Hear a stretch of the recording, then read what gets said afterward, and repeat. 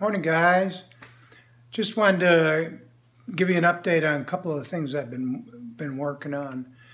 First thing was, what I like to do a lot of the track level rides around the layout, and one of the things I've noticed that the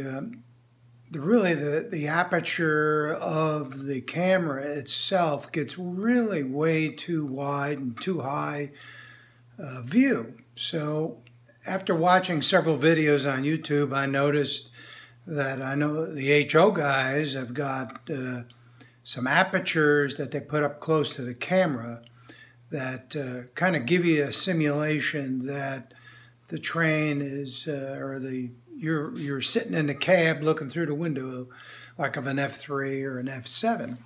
So what I did was I did a little quickie design of one and printed it out, and I did actually 3 different versions: a flat version, an angled version, then another one with kind of like a visor or a hood over the window. So I'm going to show those to you in the video that's coming up.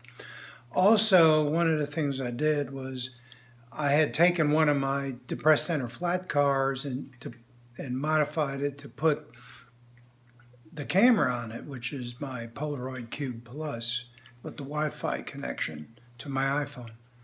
So what I did was I found a same kind of car that's already been designed on Thingiverse.com, which I'll put the link in the comments to the video.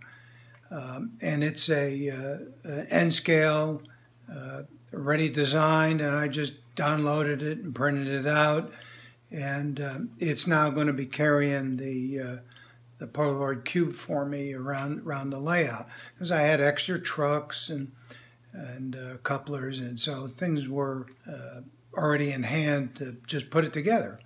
So anyway, so that's what you're going to see is the new camera car and some videos showing it with the camera, running around a couple of places on the layout, and giving you a different kind of a view. And I think I like the angled one with the hood the best, but if anybody want to make comments about it, I'd appreciate your views on it.